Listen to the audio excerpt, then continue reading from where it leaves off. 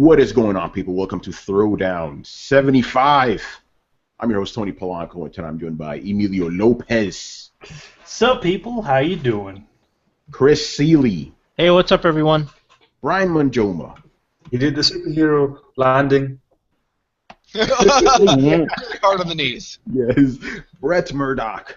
I just want to say that that Tony says quiet on the set, Torrence says quiet them titties. Tony plays a sound, Torrence plays his own sound. Nobody tells this man what the fuck to do. Yes. And then because it's episode 75, just like a comic book, every 25 episodes we do something special. We got some special guests. Mr. Torrence Davis is joining us once again. What's up, Torrence? Hello, everybody. How are you doing? Live from Cincinnati. It's the Throwdown. It's the Throwdown, and of course, Michael Crawford, Rico-san one, the only one. The only one. Like Spider-Man would say, hey, everyone.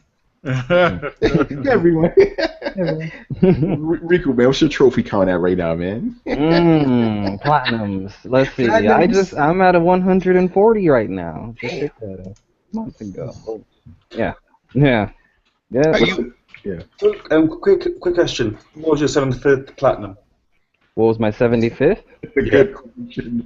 It was Borderlands 2, actually. Fucking remembers. Jesus The Christ. man knows. Wow. That's scary. Hey, That is Rico, crazy.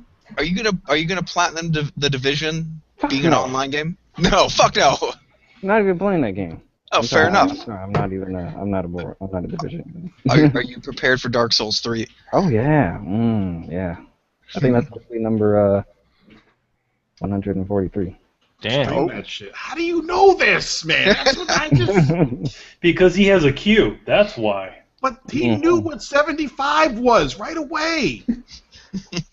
Someone actually asked me that a week ago. That's all I knew. What's number 50? Sengoku Basara? What the fuck? Right. Yeah, Sengoku Basara 3. All right. I'm gonna one more. What was number 1?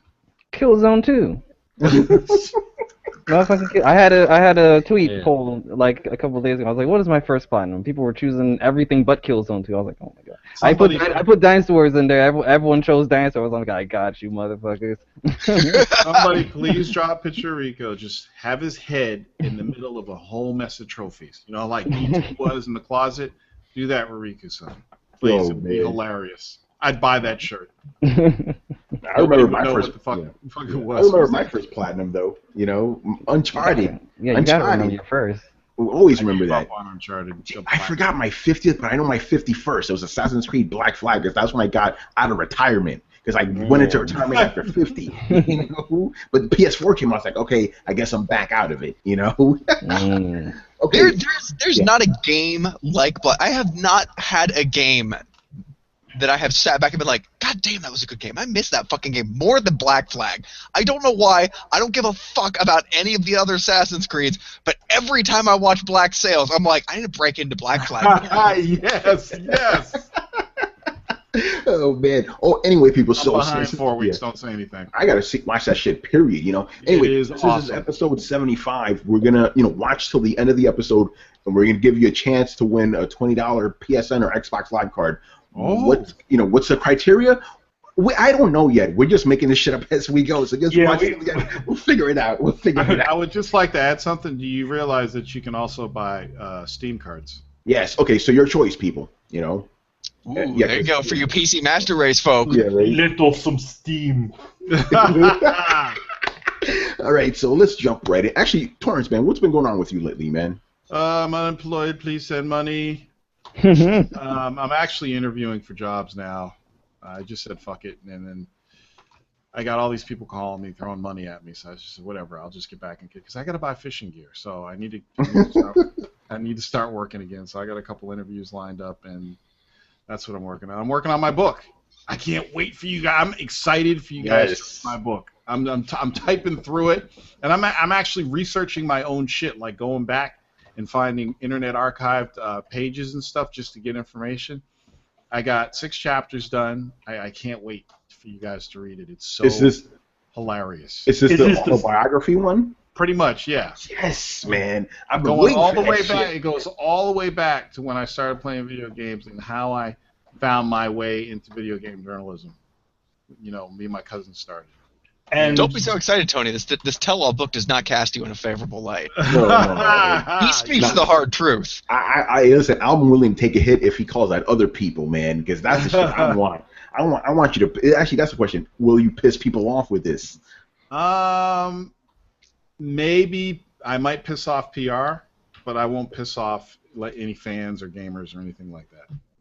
I Right. doubt that to be true. I could say any sentence and that would not be completely Well, true. yeah, that's true. That's true. But I even thought about. I'm a huge fan of Robert Rodriguez Film School. I don't know if Yes. you guys are into that. He put out a book, 10-minute film school, whatever. He put out a book on how he got started in film. So I'm putting like a do's and don'ts video game journalism in it, like how to request review copies and how not to request review copies and things like that. It's really fun. hey, yo, give me a game. You know, Yeah, you don't do that, you know. I'm doing a total brain dump, so I can't But- wait till it's finished. But would your shadow skill work now as opposed to then? Like, would it still work? It still works. It still works. I'm pretty much done. You know, you guys pretty much know I'm done, except occasionally I do streams and I do the Warzone. I still get tons of fucking review requests. Tons. I still get, every time you see me streaming a new game, I probably got it for review. I just got fucking Blaze Blue. I got Death Smiles I need to stream. Shit. So now it's even easier. I don't have to ask. Just somebody sends me an email. I'm like, yeah, put me on the list. You know, and they give me the code. So that's how I'm keeping all these different streams going. So That's when are we going to see the infomercial? It's like, I made a killing in game journalism, and you can too with my new book. I actually want to do something like that. I don't know. I'm trying to get it all done. I'm actually having my girlfriend edit it for me as I'm giving her like 4 chapters at a time. So I'm about to. I need to knock off a couple more chapters, and I'm going to give her those 4. And she's going to edit that, and then I got to add all the photos and stuff, and come up with a cover, and then I'm going to post it on Amazon, on Kindle Store, and I'm also going to get some hard copies made. You know, and I'm probably going to do something like that on my video game YouTube channel. Dude, I have an idea. Torrance, the audio version. Yeah, you know what? You're not the first person that said that. An audio version of it. I could do it. I could do that. So I might do an audio version. Man. Are you gonna turn up the gain? Are you gonna turn up the gain on your voice and get that sexy voice? Be like, Yeah. hello, this is Torrence Davis. Pass the gravy and the mashed potatoes. On the first day of E3, I decided I needed to go alone. Man, you're just slipping into Solid Snake territory now. Yeah. Well, you know, when you turn the gain on and you get that extra deep. Yes, it's fun. I can't wait. I'm hoping to. I'm hoping there's a lot, because I remember at some point in time Tony was one of those guys who wanted to be in the industry and he used to listen to the Warzone. I'm hoping that like those guys are interested in the book to figure out how to, because I know there's a lot of people that want to get in the industry that don't know how. And I'll be honest, like I can't stay in the industry at this point, but I know there's a lot of people that want to get in it. Look at Tony right now; he's having the time of his life. Woo. But what comes with all that joy? A lot of fucking pain. You gotta suffer. You gotta suffer first, man. You know. So yeah, I'm hoping that a lot of people are like, oh, this is the book I've been waiting, because there is really no book out there about getting into video game journalism. There is a video game journalism writing book, but that one, like a style guide or I'm something. talking about a real one, man. Yeah. Torrance, here's what you do. You get an infomercial spot on late night TV. You get a suit, cover it with Space Invaders, and then manically run onto the screen after like someone's like puts down a pencil on a composite book, like, I just don't know how to get into game journalism, and then you bust on like the Kool-Aid man and be like, well, I'm Torrance Davis, and I'm here to fucking tell you. And here's what's funny about that. You know that like the cost of doing a commercial on late night TV is dirt cheap.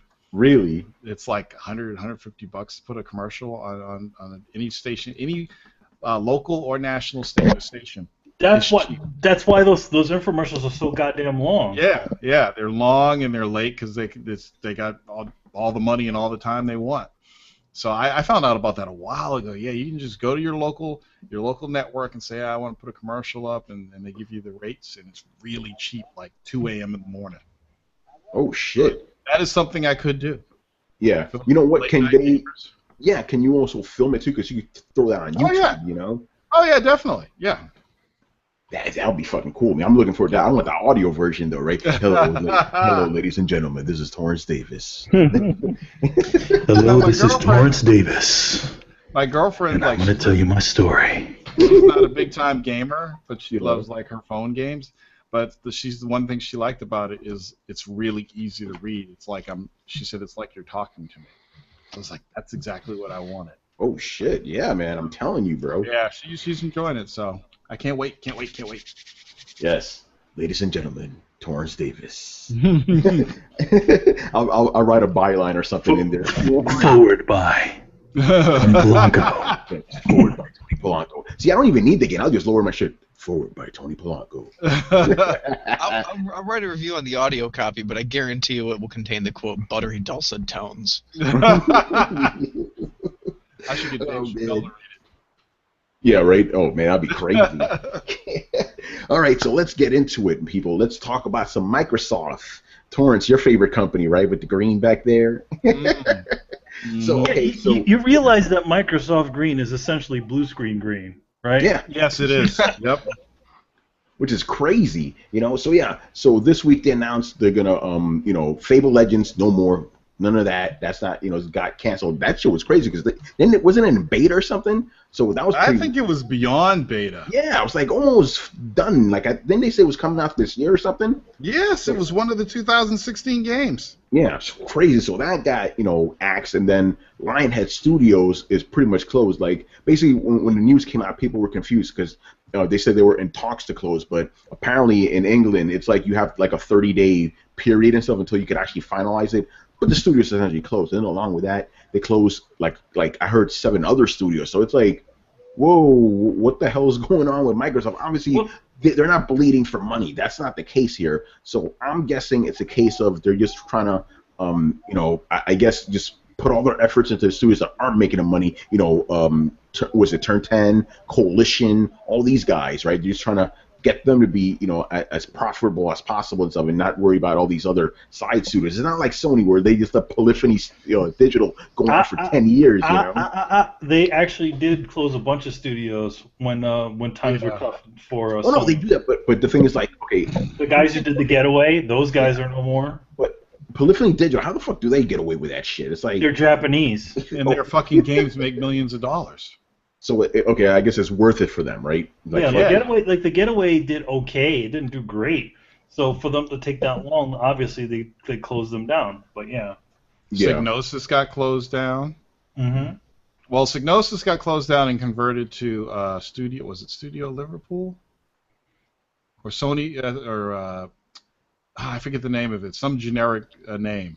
Yeah. But it was pretty much they just okay, Psygnosis, you're done. We got you now, and they had to make another stuff. And the people who did the MAG. Yeah, MAG, they're gone. Zipper? I mean, it happens. The thing that pisses me off about Fable is they were so close to being finished, and it's like one of the games I wanted to play. Which one, Fable Legends? Yeah, I'm a Fable fan. And the way they had that set up where one person would be like the bad guy and everybody else would be the good guys, I thought that was pretty cool. Yeah, the game was in closed beta because I read somewhere that the guys that were in the closed beta got a refund.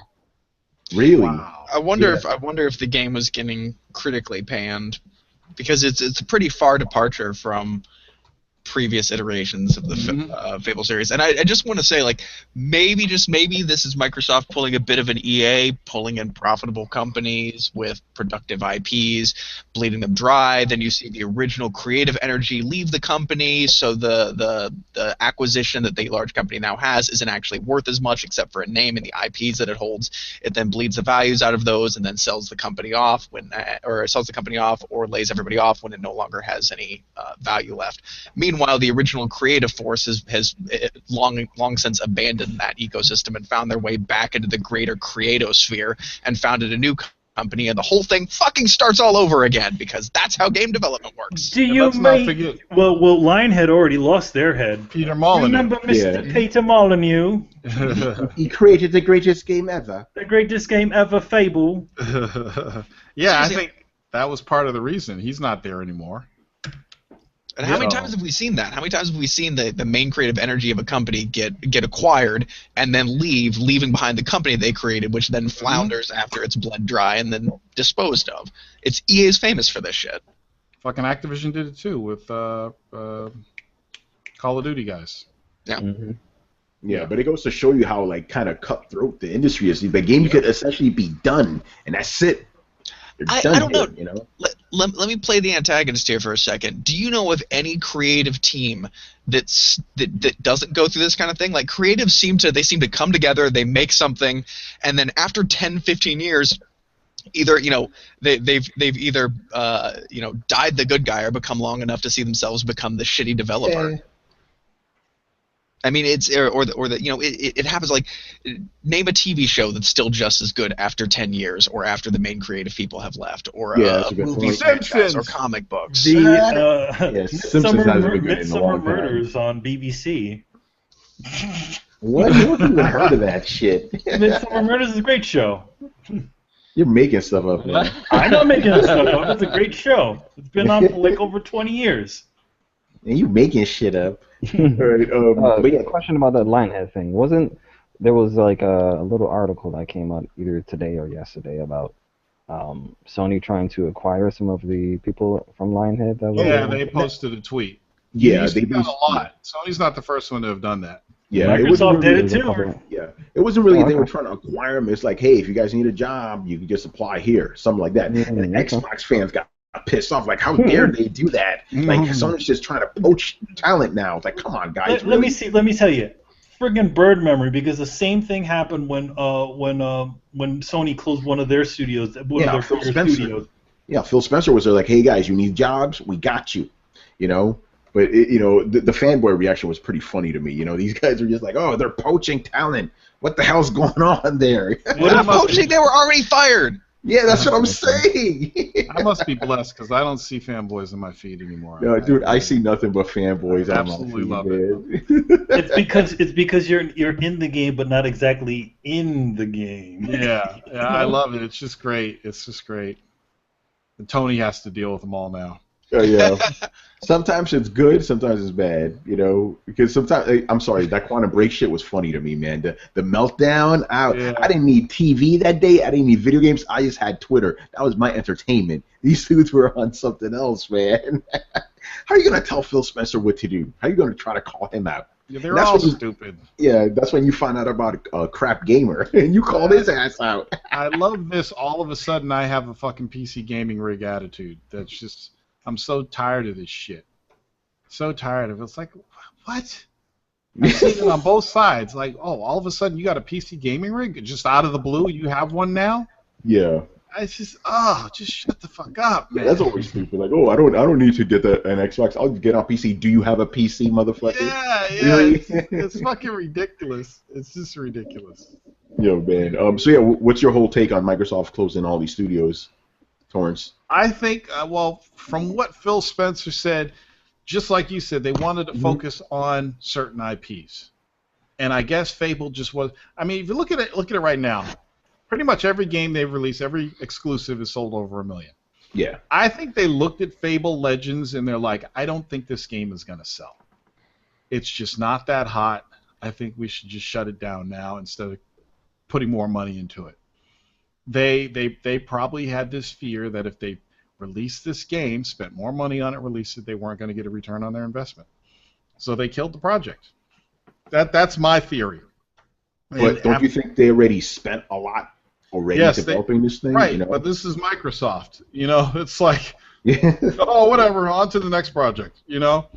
And it's like, Phil said it, he's like, we want to focus on our big IPs. If you think about it, from a publication perspective, think of Microsoft and Sony as publishers, not console manufacturers. Think of them as publishers, like Activision, like EA, like Ubisoft. There will always be a Battlefield. There will always be a Call of Duty. Yeah. There will always be something from Naughty Dog that looks like Uncharted. There will always be a Gran Turismo. There will always be a Forza. There will always be a Gears. There's a reason. There's always going to be an Assassin's Creed and now a Division and now a Watch Dogs. There's a reason why these companies keep putting out these franchises, because they continue to make them millions and millions of dollars. And when you release an IP that doesn't sell well, it doesn't make sense to put money back into that. But you can't just use Fable's name and hope it sells like Fable, especially when it's a different game. Yeah. I also feel like they're also a little less willing to take a chance on something like that too. Right. Like back when they were making money hand over fist, even when they were just starting off the Xbox brand, that's when they started doing all those crazy things, like literally hiring the guy who made Final Fantasy to make a game for them. Getting all these different developers. Right now, it's not that they're I know they're tightening the belt a little bit to go with those kind of surefire things that people are going to go buy. It's a little sad though, because it's like, I hate to see it go. Yeah, for sure. I mean, that's the part that got me. They were like, oh yeah, we want to focus on the franchises that gamers want to play. It's like, damn, you're trying to say nobody wants to play Fable Legends? Shit. Wait a harsh. Second. Now hold on a second. The Fable they were giving us wasn't a true Fable 2. And there's a lot of people, like myself included, like, I would consider buying an Xbox strictly for a new true to form Fable. And this is one of those things that really pisses me off. Somewhere along the lines, during Xbox, they announced this really ambitious game, right? And they came close with what Fable was. A lot of your decisions mattered. You get cut real bad. It leaves a scar on your character's face. Your character ages. They change. Everything changes. It's immersive. Now, they were limited by technology, but it was still an incredibly ambitious game. I don't understand why somewhere along those lines they thought that people stopped caring about that original goal. Because if they made Fable today, with today's technical specifications, the thing could be a fucking masterpiece. The recipe is still perfectly valid. People still want this game. You could do Fable so much better on current iteration hardware, and instead they decided to do this weird offshoot thing. And for those who've never played it, you could do things like find somebody, get married, have a kid, raise a kid. There's cool things in the Fable universe. Does anybody know Fable 3 how you could put yourself in the game? Did anybody do that? Oh yeah, that was actually really neat. Yeah, you are the NPC of a quest. Yeah. And they did some great things with that series. So that may be another reason why they can't because it's not a true Fable game. It's like a different Final Fantasy game with the same name. Yeah, it's just ironic then that they canned the studio that was capable of making a Fable. Yeah. Because, like, I love the idea of I want to play a video game again where I fight a big group of orcs, I have a boulder smash into my face, and then afterwards your character's, like, kind of bleeding from out over the eye, and then you have this, like, sweet scar over your eye for the remainder of the game. And you're like, oh, yeah, that's where that group of orcs really fucked me up when I was a newbie. And it was super cool playing the game and watching your character, like, start to get grays and get old and withered and gnarled and scarred, and walking around town like a badass scaring villagers with your scary haircut. It was good stuff. I have no idea why they panned away from it, and it strikes me as weird and unfortunate because I feel like the software or these companies, the development companies, they veer away from the original goal, and then people are like, yeah, that doesn't really look fun. And they're like, oh well, people really aren't interested in Fable anymore, and it's not. It's not that people aren't interested in Fable. It's that you stop doing Fable, and people aren't interested in this thing that you're doing. I also feel that it may be also to get away a little bit from the Peter Molyneux stigma too, whereas essentially we're not doing what he did, we're doing what we want to do. As rather than just remaking the same game over and over again, we're going to do it this way. What do you mean stigma? What are you talking about? The greatest stigma ever made. If you plant a seed, it will grow into a tree, and you can see it grow throughout your entire life. Everybody has their own English accent. I love it. And then Brian, he just talks normal. Brian has a very dapper sound. He doesn't sound like like Peter Molyneux. How are you doing? It's very clean. So it's not Nottingham accent. That's what it is. Yeah, would that be considered a London Nottingham accent you have?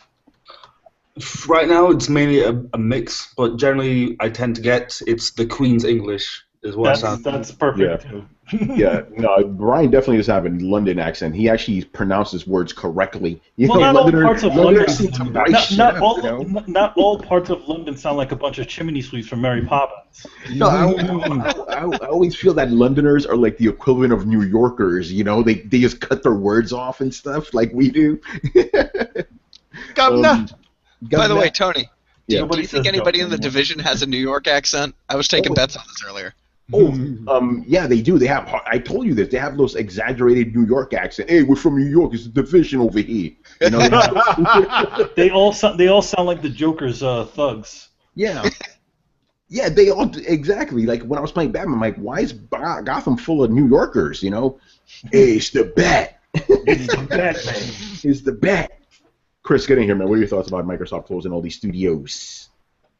Well, it's unfortunate because I'm always, sad that devs are losing their jobs or whatever. But in the end of the day, it's a business decision. If they didn't feel like the title was going anywhere and Lionhead outlived its usefulness, what else are they going to do? They're not hurting for money. It's not. I don't agree with the tightening the belt thing. It's not like Microsoft's belt is like probably the size of the Earth. So I don't think we need to worry about money so much as they're worried about return of interest on all their properties, and they're trying to move in a different direction. Obviously, Fable wasn't fitting into their plans. Now, why they closed the other studios, I don't know. Like Press Play, I don't know what those guys are working on.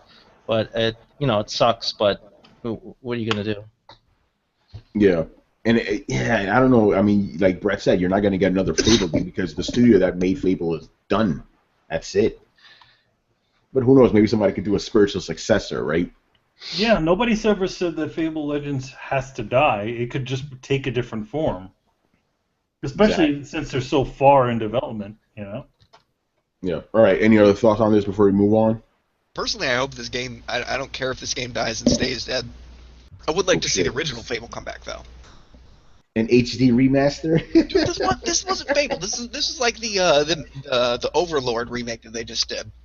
It's this weird Gauntlet-style 4-player minigame. They're like, okay, this is fun Gauntlet, I suppose, but where's the new Overlord? Oh, what?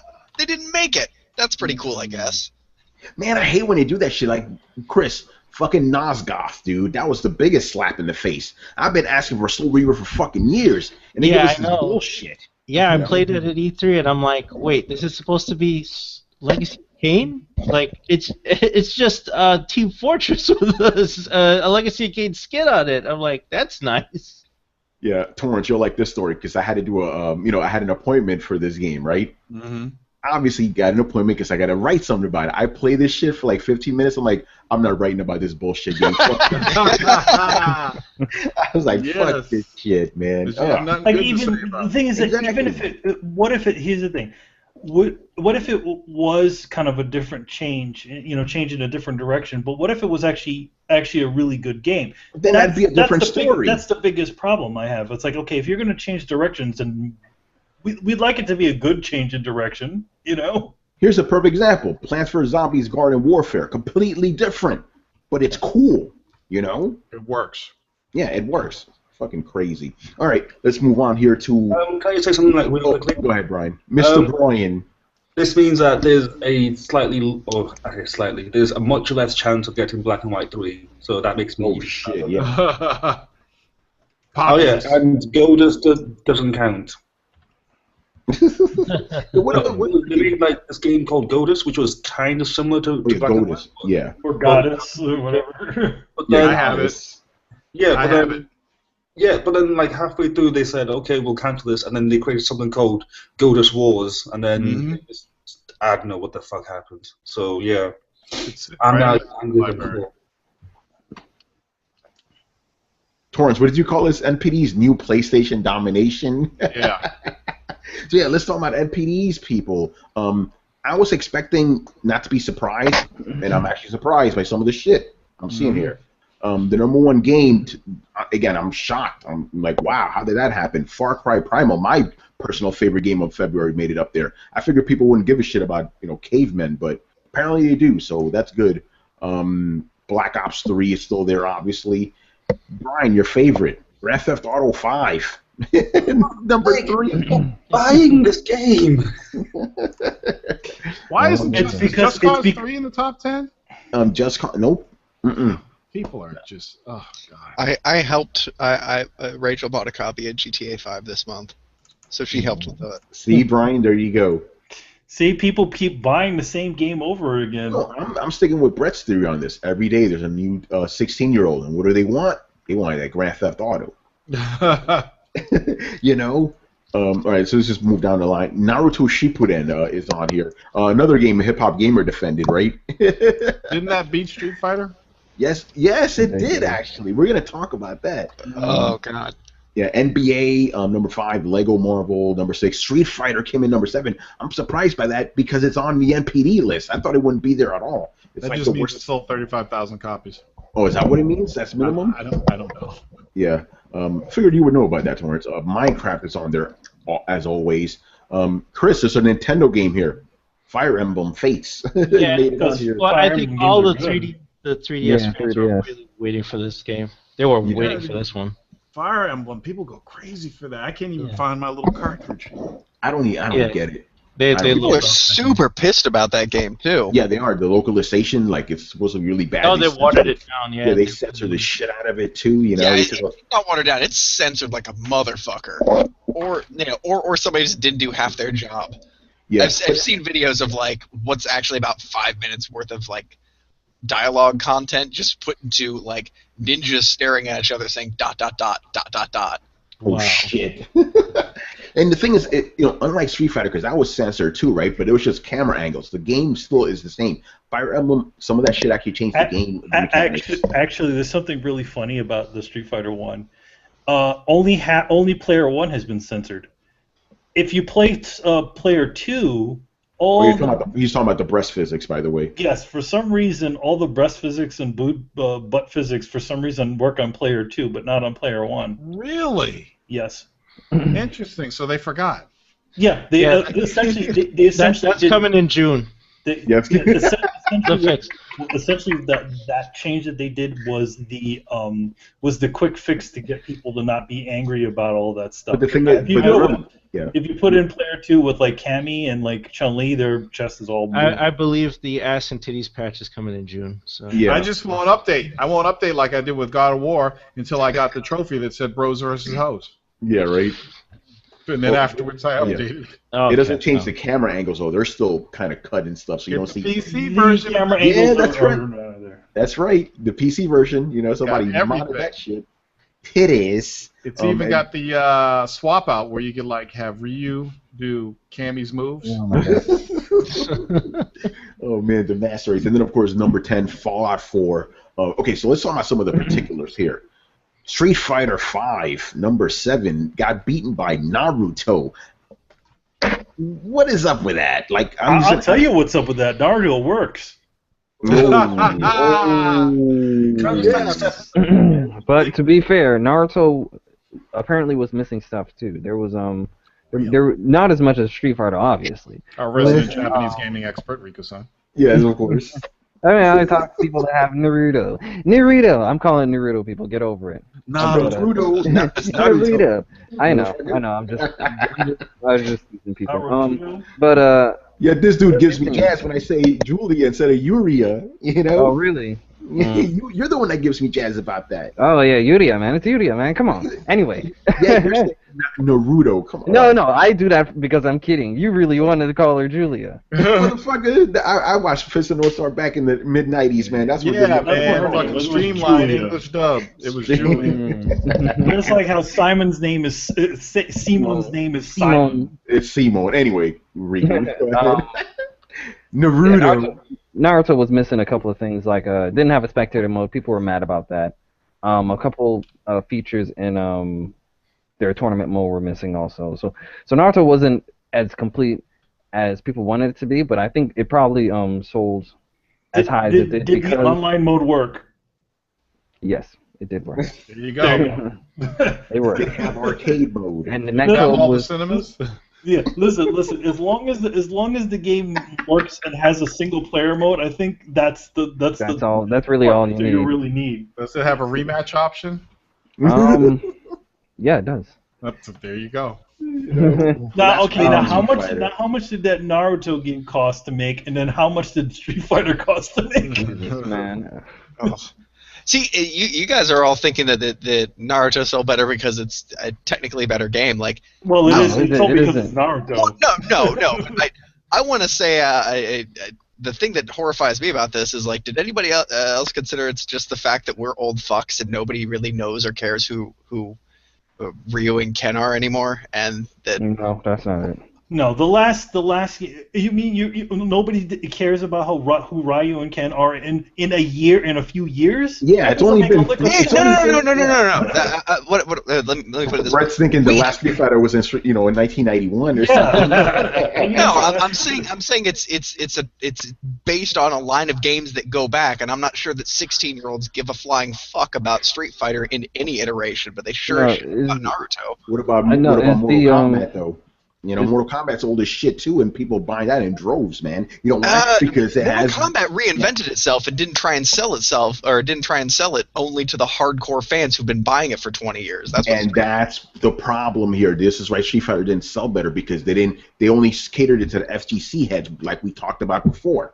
You know, that's the problem here. Do you think that? I mean, we all joked about Super Street Fighter V coming out for Xbox. Do you think they're going to do it now to recoup some of their money back? Here's what I suspect. I'm not disagreeing with you. I suspect they will release a collector's edition or a Game of the Year edition, because you know how gaming is, right? If you don't hit in that first week or two, you're done. That's it. So they need something else to reinvigorate it. So I agree with you. They're going to release something. They're gonna release something for sure. They're gonna do like a lot of things that they do with those exclusive games. They're always like, oh yeah, it's exclusive, and then they only slightly change the name, put like extra or black or something silly on top of it. Remember the reason it's exclusive. The reason it's exclusive is because Microsoft didn't want the cross-play thing, right? Yeah. So Microsoft's gonna have to say we want it. If Microsoft decides to do that, watch that shit be on fucking Xbox. Well, here's the other thing.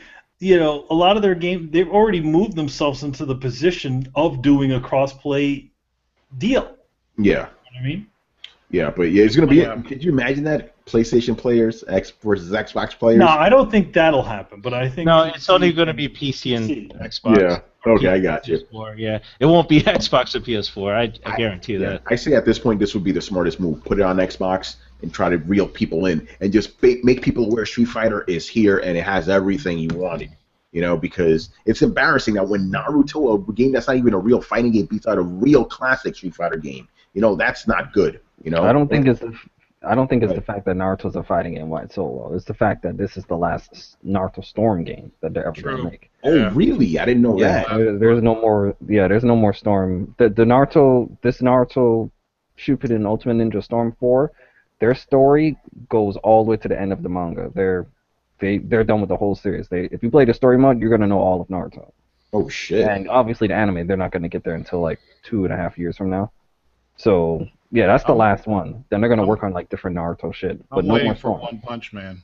That game's gonna be fun, huh? Yep, you just. It's boring. All you do is punch and kill people in one hit. There was a Fist of the North Star game for the Nintendo that was like that, where you just punched everybody and they flew away.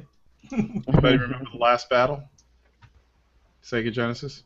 That was it. Yeah, that was it. And at the time I didn't know it was Fist of the North Star. At the time I didn't even know Black Belt was Fist of the North Star until I got that. My friend got that PlayStation 2 version, and it showed the history of the Fist of the North Star games, and they showed Last Battle and Black Belt. I was like, holy shit! You know what I think would be good if they made a One Punch Man. I think it would be better if you were actually playing with Genos and you're trying to learn how to get that would actually be cool. But you know what? If they made a One Punch Man game and you played fucking Saitama and literally went through every level by punching once, people would play it and they would love it. Yeah. They would. I would. I'm like, wow, I beat the game in like 5 minutes. It was great. I think that would be a nice like side story, like a DLC. Saitama just punch dudes and shit, you know. And then do we really talk about which console when we already know? You know, it's like. Okay, but the thing is, again, why aren't they giving out the numbers now? They used to, you know. Because they're a bunch of fucking gadgets. That's why. It's just stupid. I don't know why they stopped giving out. It's just dumb. Sony has been fucking dominating, and they won't give out the numbers. So what does that tell you? Yeah, I mean, they give out the numbers every 6 months or so, but It's why not during every MPD? You know, come on, man. You I know, want to know their fucking cumulative numbers. I want to know their monthly U.S. numbers. Okay, I don't give a fuck what's happening in Japan and Laos. Show me what's happening in the U.S. I give a fuck what's happening in Japan. I was talking to Tony about this. Oh yeah, Vita's at the top, baby. Yeah, Riku, what's up with that, man? That was interesting. Riku sent me this weird. thing, like the top 20 games or something. Yeah, it was like the top 10 selling. You know, it was basically the NPDs for Japan as far as that specific. Yeah. The Nippon PDs. You know? I was actually surprised at some of those top 10 games. I'm like, really? Yeah. Like half of them were Vita games, man. It's crazy. But as far as the console sales, it was crazy too because at number 3 it was. No, at number 4 it was the Wii U. At number 3 it was the 3DS.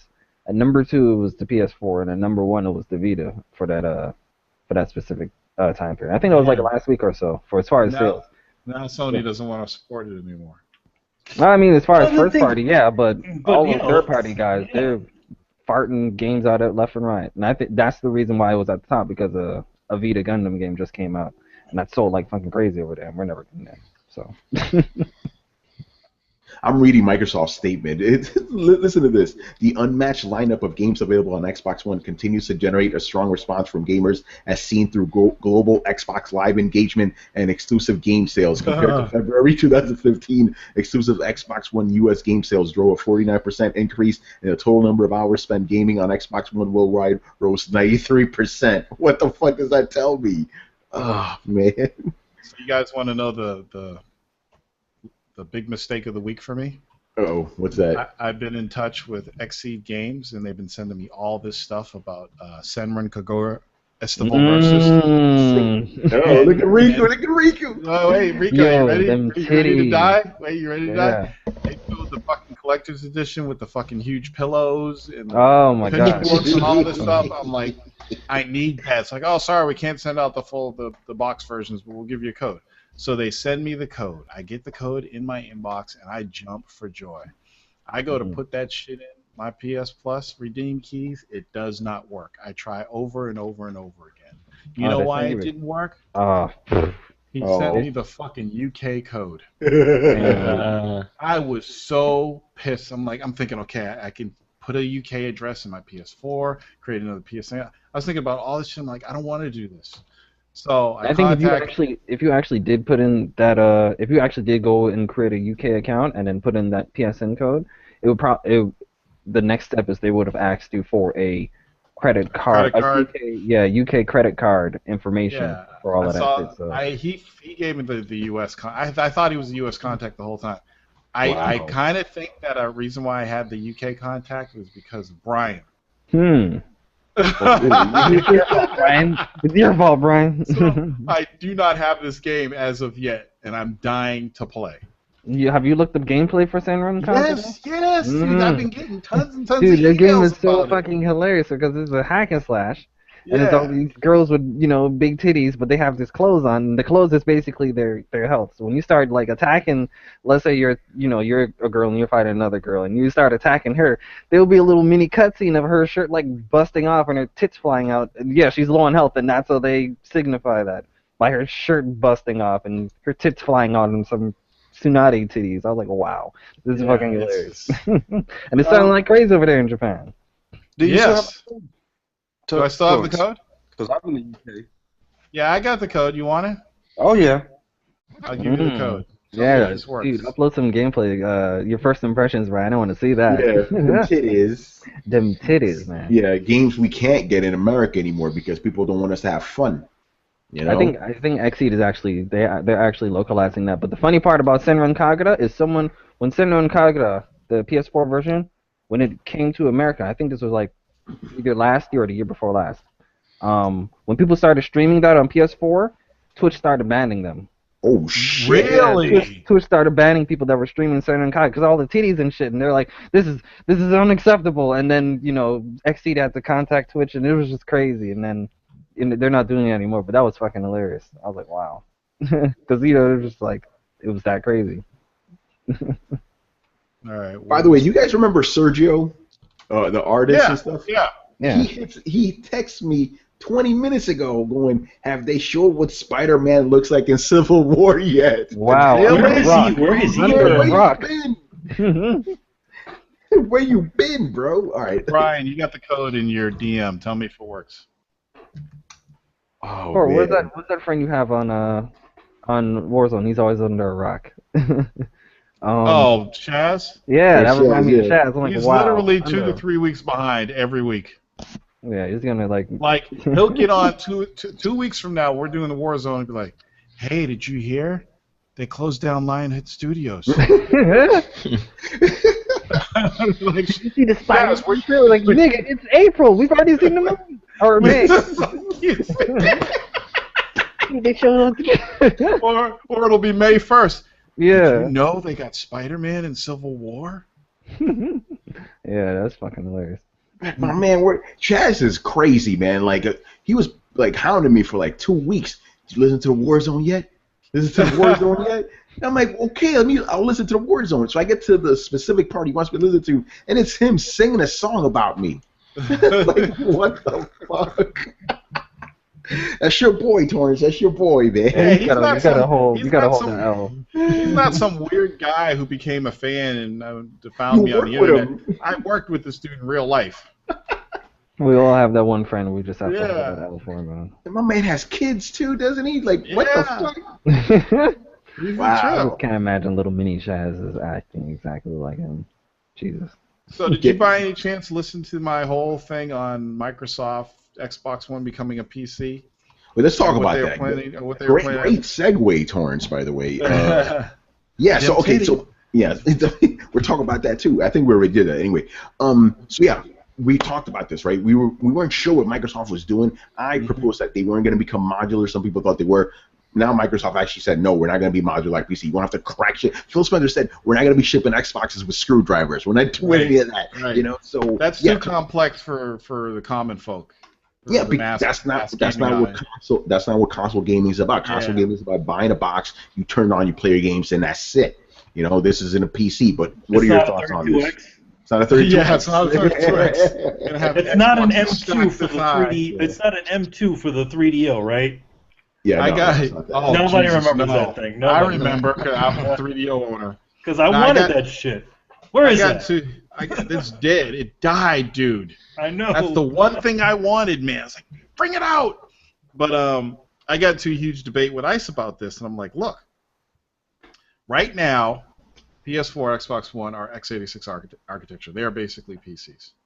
This means that when the PS5, I use that as an example, when Sony comes out with the PS5, it's not going to be this new new architecture with cell chips and all this new stuff, and you got to learn a new code base and all this other new shit. No. They're like, okay, we are in the PC arena now. Our developers will never need to learn anything else new. So all we do is every couple years, we bump up our hardware.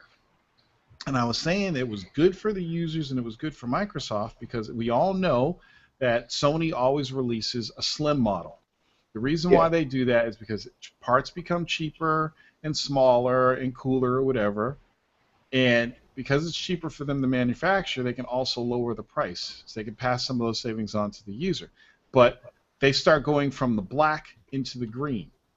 So if you're doing this every couple years, I'd say every 2 to 3 years, if you release a new Xbox, for instance, an Xbox 2, okay?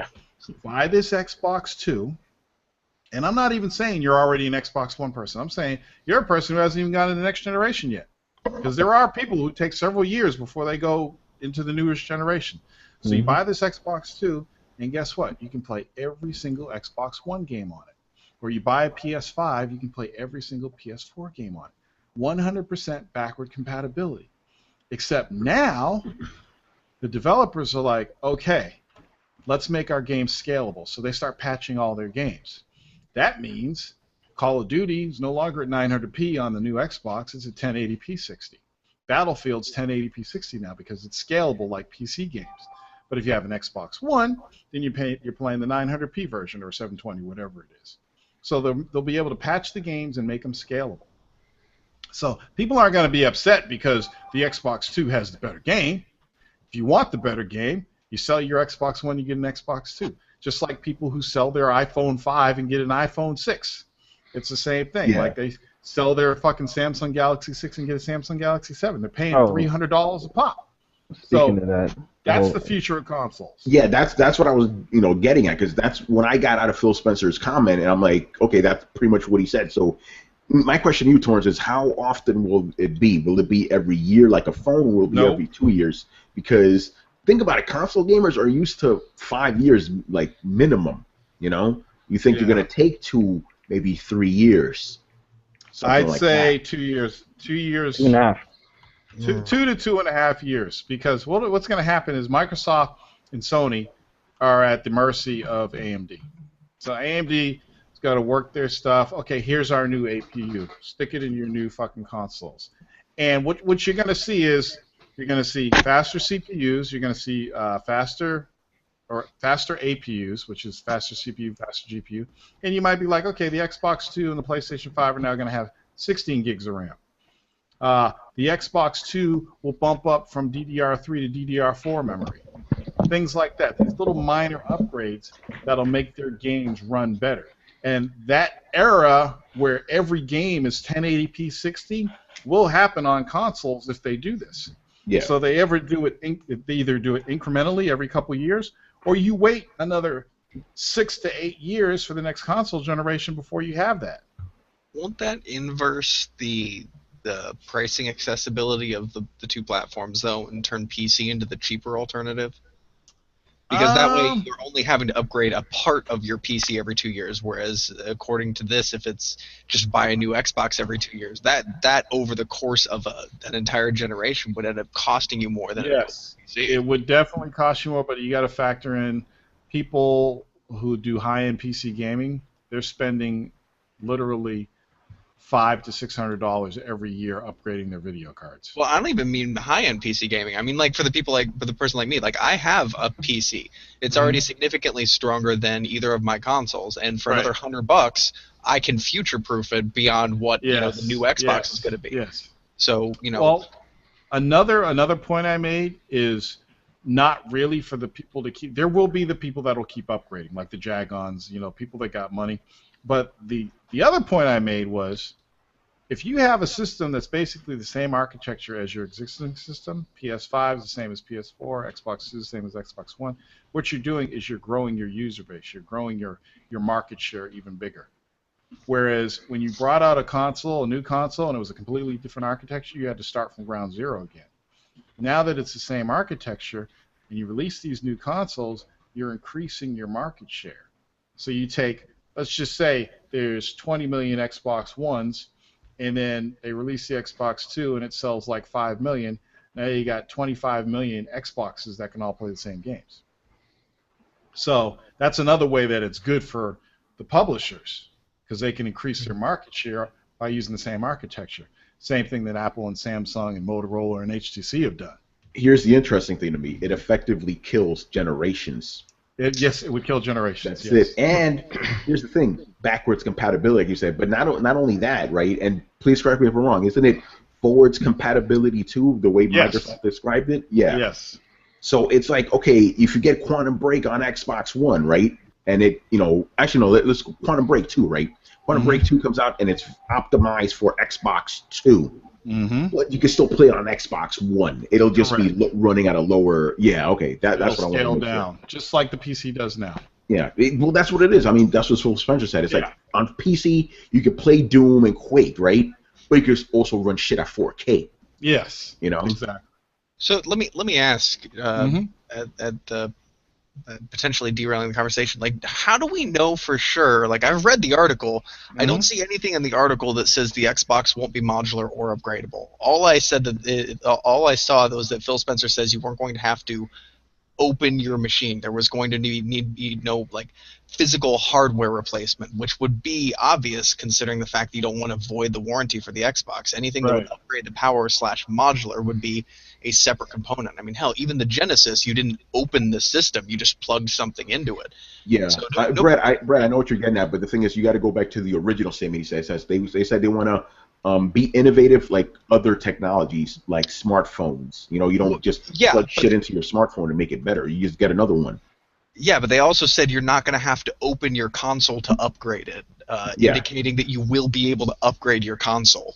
Yeah, by buying another one. Just That's like not what upgrading, upgrading just is. like you're upgrading your phone by buying another one. Here's a possibility for consoles. The Xbox 2 could have an expansion slot. You can imagine this: you buy the Xbox 2 and it's this tiny little box, but there's this other like rectangular piece that you snap into the back of it, right? I was wondering if that's where you were going. The piece that you snap into the back of the Xbox 2 has the APU and the memory in it. Mm-hmm.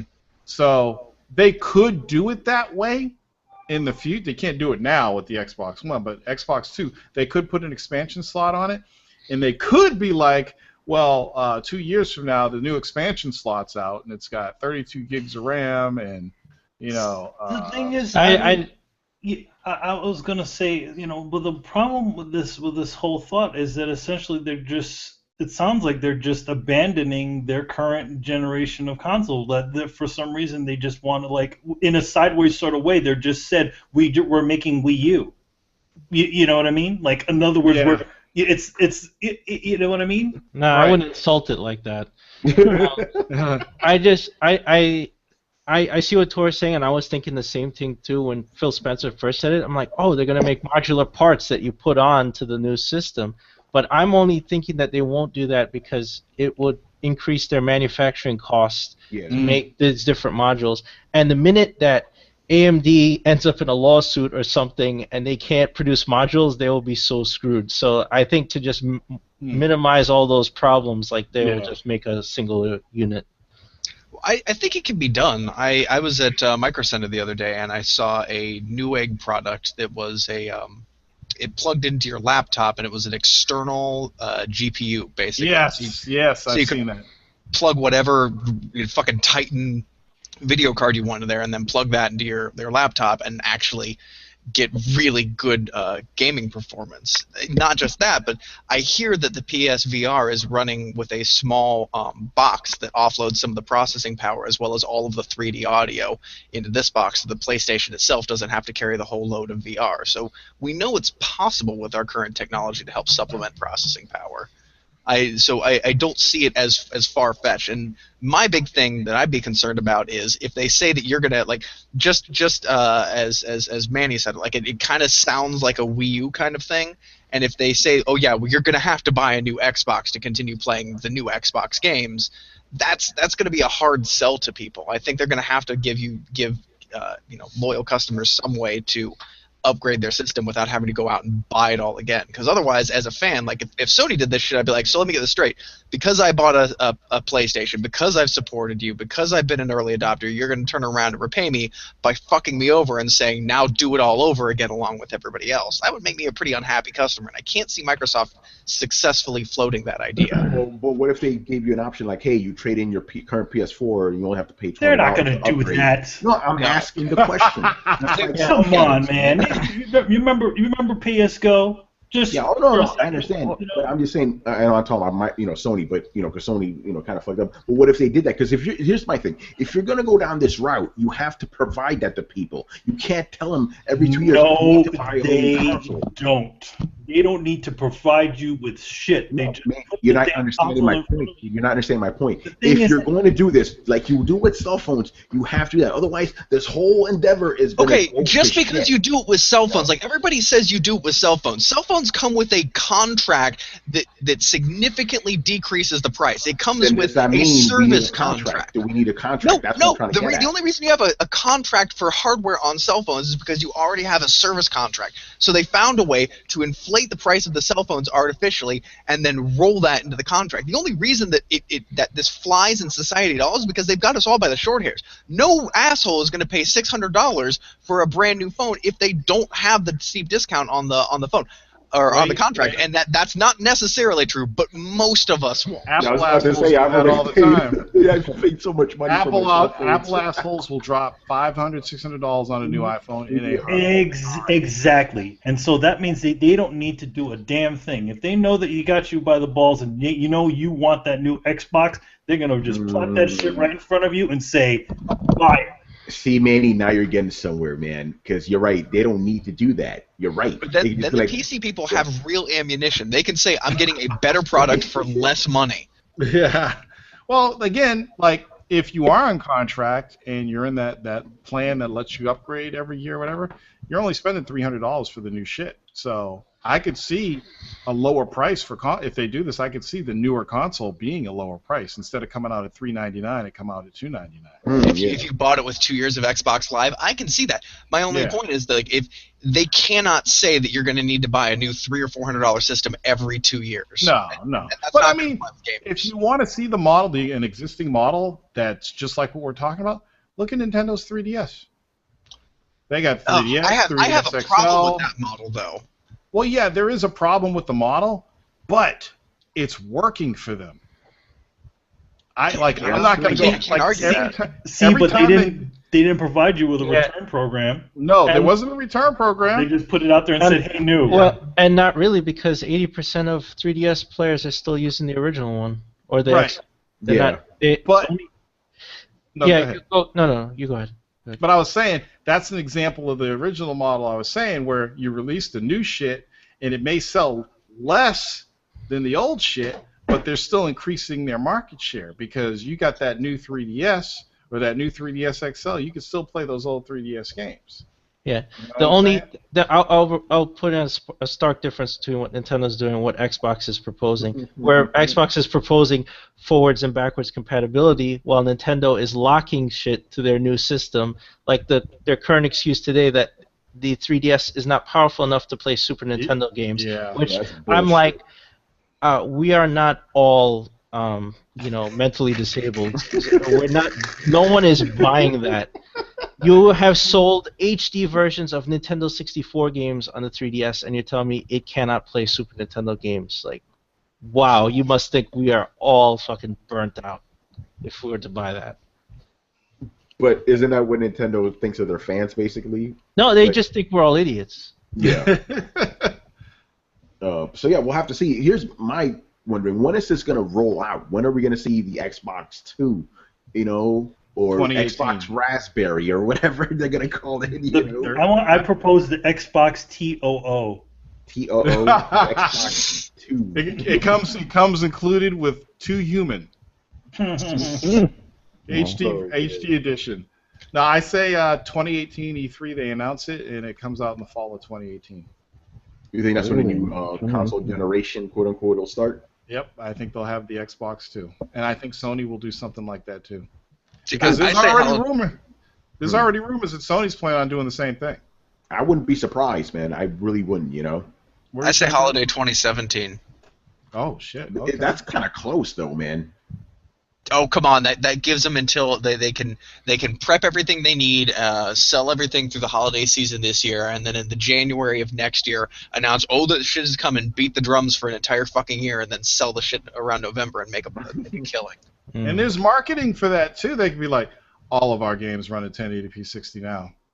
Yeah. they can market the fuck out of that if they want to, and people will buy into that. It'll start a whole new fanboy war. It'll light NeoGAF on fire, and people. And I also see granted you're still using the same API, but they still have to do QA to make sure that they work on the new Xboxes. Yes. So that's actually gonna cost more on the developer side, where it's like, well, we're developing for 2 different Xboxes and a PC. Well, not really. If they're using the x86 architecture, if they're just scaling it up, it's not going to be that hard to guarantee that compatibility. But we're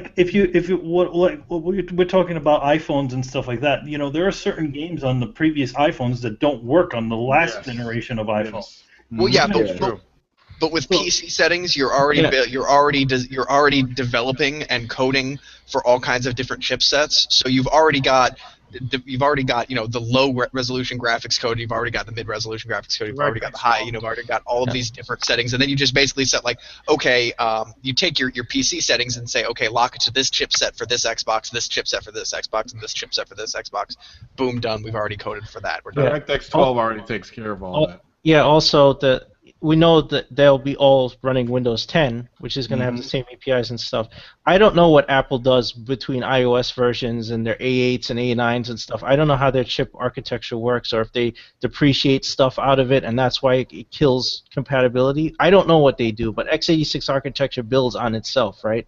Yeah. So there's still SSC, SSC2, and all those extensions are all there, so that kind of guarantees that old stuff will still work, right?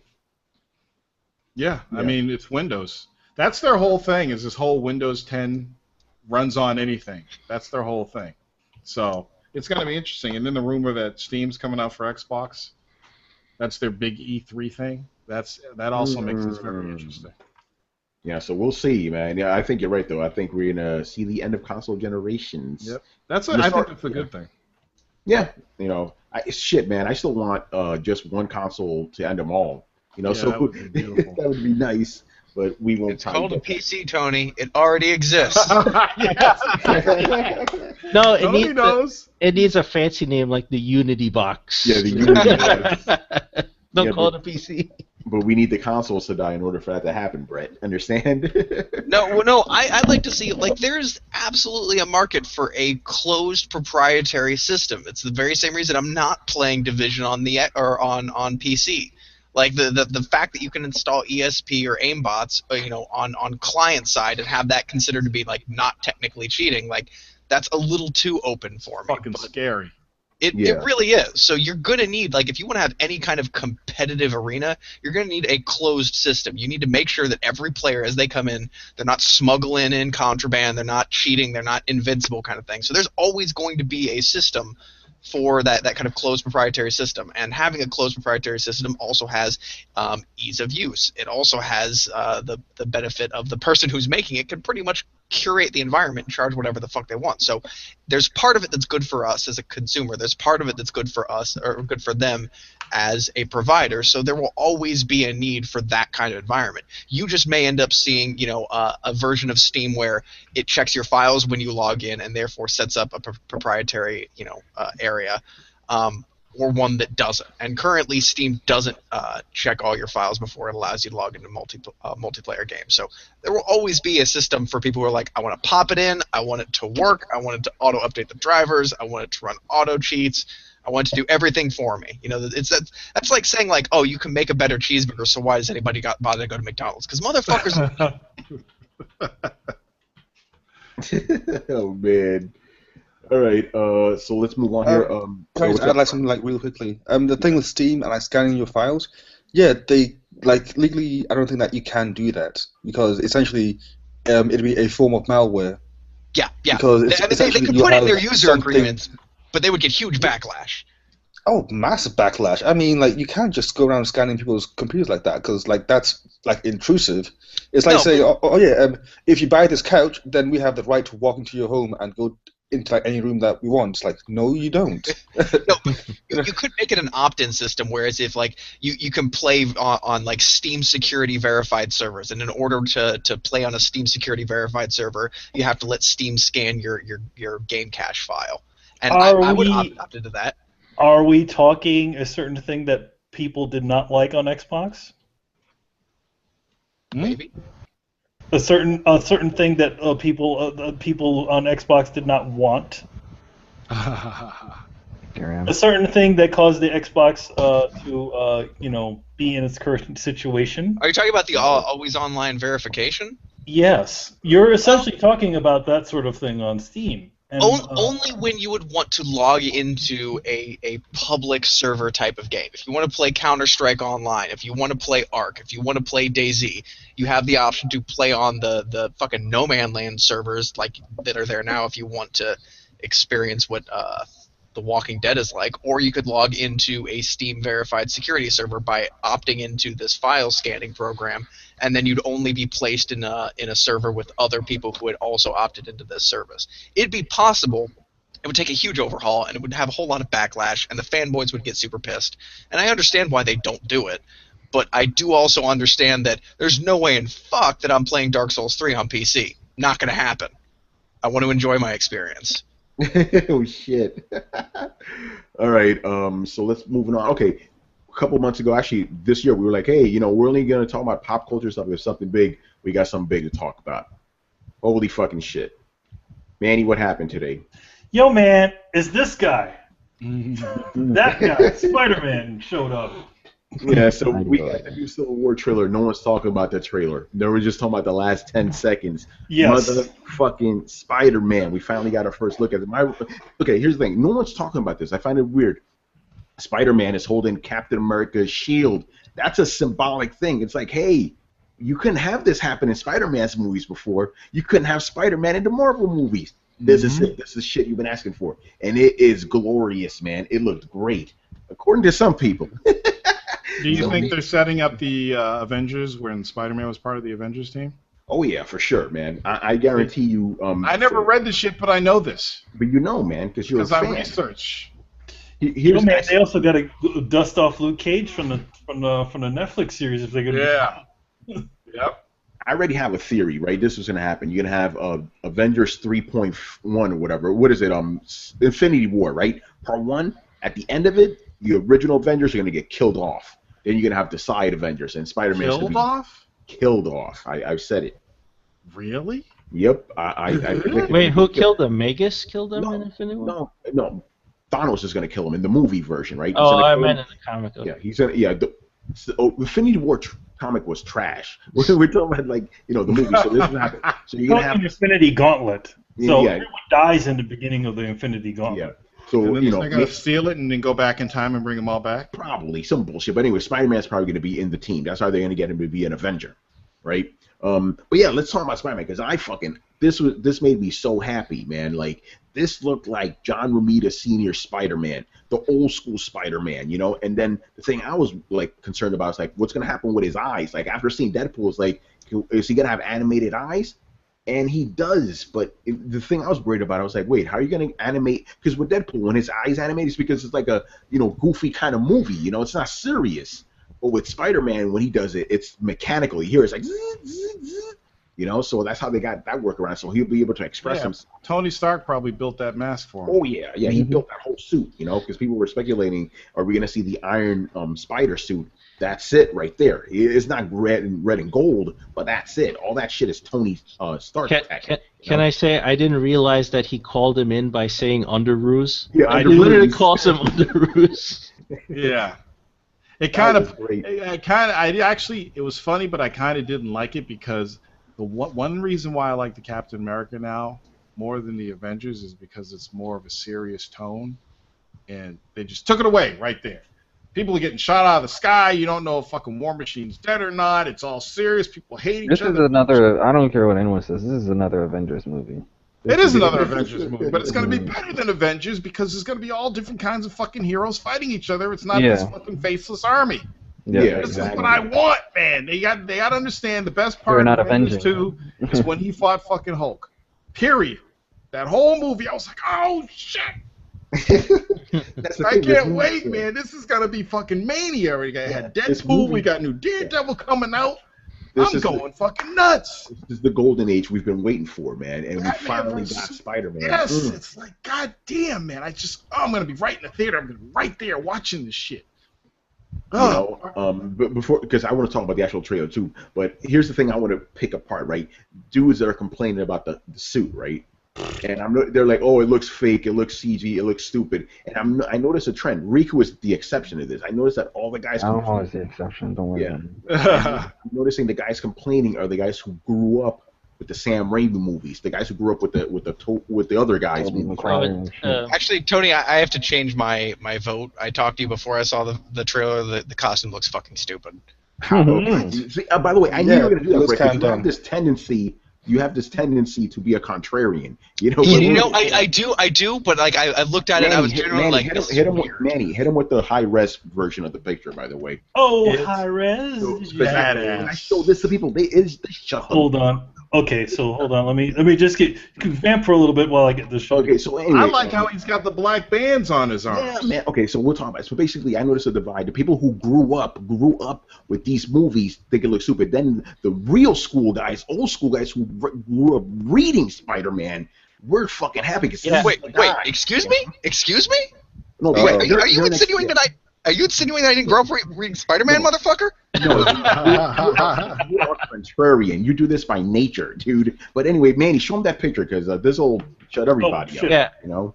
I was kind of pleased that you could kind of see his like the web cartridges, like he has that belt on and he has the shooters on the outside, and I like the little spider. I was like, oh, that's like the classic outfit. Yeah, That's still very Spider-Man. Yeah. I enjoyed that. Yeah, a lot of people grew up with the Sam Raimi. He had the textured, raised outfit, like hexagonal patterns and everything. I don't know. It's like it's not that. It's. Can you guys see? Look at the detail on it. It's not just webs. It's not drawn. Look at that. There's so much detail in the costume. Stop talking, Tony, so we can see it. Torrence, it's an MP3 version. I can't just be silent, you know. So look at the eyes. Like it has like 3 different positions and stuff. They open up different ways. So and stuff. he almost can look like every single version of Spider-Man. Yeah. If you can see my little hand arrow there. There's an outside layer which essentially makes him look like friggin' Todd McFarlane Spider-Man, but then he has different versions of it. So he can be all the Spider-Man masks. Yeah, right there. He's the Steve Ditko Spider-Man. Yeah, you guys are looking at the wrong stuff though. It's not the color placement. It's not the bands. It's not anything. It's he looks like he's watercolored. Like his contrast is way off. Well, it looks like one of those books where they draw the patterning on his suit, the web patterning in like a gray or a pencil line, and they don't ink it. It's not prominent enough. Here's the thing. He is a red character in a mostly gray environment. So what happens when you have lighting like that? You actually lose that sort of coloring. Under different sorts of lighting conditions, he's going to look different. The other Spider-Man suits didn't have that though. Like the web pattern has always been very prominent, and now you see him with that very subdued web pattern. Because the web pattern on the other suits was raised. It was textured over the outfit. You know, it was like a rubber thing. Yeah, well, even then though, like in none of the comic books is his pattern that subdued. I don't see. Look at that picture. That's not subdued. It's right there in your face, man. Dude, I'm telling you, if I took a color sample of this, look at the fucking picture. Okay. There's red between the lines of the spider. But you can the still spider see webs. the web. Okay. Now let me bring you up something like this. This is almost exactly the same thing. Let me just get a bit little bit of lighting on that bitch. A little bit of light. Spider-Man. I can very clearly see the patterning from here. So now these are pretty thin lines on him. The thing is that also you have to think about also what artists that you're dealing with too. You know, they draw them thinner. They also draw them thicker. So I don't have a problem. For the most part, the suit is exactly a Spider-Man suit, just with some additional things on it. And it's classic Spider-Man, not those weirdo Spider-Man. He even has the big dopey. If you looked at some of the overshots, he even has that big dopey red Spider-Man. Yes. I like that. On the back. The little fat one. Yeah, man, that's the shit. Okay, Brian, get in here. Why didn't you like it? It just looks flat. Like it may just be like the lighting, but it just didn't seem to pop out as much as I thought it would. Like every other like superhero costume like just pops out, apart from Hawkeye's. Hawkeye's is kind of fucking dumb. Yeah, but it just doesn't seem to pop out as much as I thought it would. So I'm just a bit disappointed at that. I wonder if you guys are going to have these same opinions after the movie. Nope. I didn't see it in motion. I'm pretty sure I'm still going to be happy because it looks like a John Romita senior. I mean from the unsatisfied people's standpoint. Remember, they've only seen 10 seconds. I'm gonna give a quick shout out. Yeah, I'm gonna give a quick shout out to Gamer2323, right? He's one of those dudes. Him and I were going at it, right? And then I showed him that high-res picture. He's like, "Okay, never mind. That looks good." You know. And a few people said that, "Oh, that shit looks good." Yeah, so, most of the people who have been seeing this video were literally watching that Twitter version of it, which was all like you didn't even see any of the detail or anything on it. Yeah. I watched like the YouTube version, like at full 1080, and I still was like, it just looks a bit flat in some place. But again, I only see it in motion. But then again, I had the same opinion with Guardians of the Galaxy. I seen the trailers, I was like, yeah, I don't know if I'm excited for this film. I came out, I'm like, yeah, that's like the second best Marvel movie out there after Avengers, period. And the thing is that in Guardians of the Galaxy, none of their outfits look anything like what they originally looked like. Oh no, it's just a comparison saying that before I seen something I was skeptical, then after I was happy about the final product. So maybe the same thing will happen here. Again, I just need to see it in motion. Yeah, and I think just talk about T'Challa like after we're done with this? Yeah, no, we're gonna talk about that. But look, go ahead, Chris. We're gonna say. I think we need to see the final movie in theaters, and we gotta remember these trailers aren't mastered for like internet or TV footage, so it's gonna look weird. And Kristen was pointing that out. It's like it's not mastered for TV. I'm like, yeah, that's true. And then when we see the movie, I'm liking it already, so I'm sure I'm gonna be blown away when I'm finally in the theater watching this thing, man. I'm gonna be like screaming. Yeah. By the way, over on Geek.com, we actually posted why it looks weird, and it's due to compression and all that shit. It's not due to compression. I can tell you artistically why it looks weird, Tony. They put a red seam between the black of his webbing. He doesn't have that in any of the comic books, and I understand comic books are Deadpool also doesn't look exactly like the way Deadpool looks like in. No, he doesn't. But come on, guy. Come on, man. Okay, I'm not nitpicking here though. We say that he looks weird. You ask why he looks weird. I tell you that his patterning looks pale, and it makes him look washed out. Brian thinks the same thing, and I could explain that the red line between the seams of his spider reduces the contrast. And Manny, you know this. It makes it not look like black lines. And as a reader of the comic book, always having black lines on the thing, it makes it look like washed out gray lines, which makes it look further away from the comic books, which makes it look weird to me. I'm not saying that it's necessarily intentionally wrong, and I'm not talking shit on the symbol or anything else. I'm just saying the lines look light, and it makes the character look uber clean and washed out, and I feel like that's an intentional thing, but that doesn't, like, he still looks weird regardless of whether or not why he looks weird. He looks washed out. He looks too clean. Well, they just got the suit out. Yeah. I completely disagree with that. That guy looks like Spider-Man from the comics. That's the Spider-Man I've been waiting for. Not that. You show me a Spider-Man from the comics that doesn't have black lines on the red part. You see, you're getting all hung up on the particulars. Look at the guy, man. Like, the whole thing is perfect, dude. I'm not getting hung up on the particulars. I'm telling you why I think he looks there's red in between the lines. Like, come on, dude. Really? You're nitpicking now. No, bro. I'm trying to explain it. Okay, if you want me to just look like he looks like a washed-out, watercolored, shitty version of Spider-Man, I can say that. But I prefer to substantiate my arguments. Well, I mean, no, I know what you're getting at, but I don't see that. To me, the lines are perfectly defined. I see them all. I don't agree with what you're saying. I get what you're trying to say, but I don't agree with it. Understand? Well, wait. Let me ask you this: do you like this costume or the Amazing Spider-Man costume better? I loved the Amazing Spider-Man costume. I didn't like it at first, but then after I saw the movie, I loved it. I was hesitant about them being like these raised bars, but I felt like as a live action adaptation, it made them obvious enough that you saw the patterning on his suit, and that really always drove home Spider-Man for me. Mm-hmm. Okay. Like, it's even the same way, like, I see different artists do Spider-Man, and whenever they do Spider-Man in, like, a watercolor or, like, a pencil drawing of Spider-Man, it always strikes me as weird, because for the same reason, they always do different things on the lines. And I'll be honest, you can go up and do a Google search for Spider-Man, and one of the best ways to tell the difference between an amateur-drawn Spider-Man and a professional-drawn Spider-Man is the little things like how much they show the lining on the red part, how much they show contrast in the muscles, how much black they put in. It's these little things. The Spider-Man in the movie reminds me of a DeviantArt amateur-drawn Spider-Man. I just can't shake that feeling. Wow. Hey Brett, hold on for a second. Hold on for a quick second. Yo, man, he's about to drop a bomb. There you go. Okay. Doesn't look washed out anymore, right? It still does a little bit, but not as bad. I see. You darkened it up a little bit. Yeah, all it is contrast, and you turned up the actual red on his outfit. Yeah, I mean, I'm hoping it's just the shot that they have. The thing that makes me nervous that it's not the shot is when you zoom in, they seem to have they pulled out the black from the lines, and that's why I was being specific, like that red between the lines. But maybe it won't look that way. Maybe it's just that he's in a pale, overcast sky against a white sky. It could be a lot of things. I would also like to see in a lot of the comic books there seem to be a texture, like the webbing on his suit is kind of indented, and I know in the movies they went opposite and made it kind of a bumper, but and it almost looks a little bit in that picture like it's a little bit indented.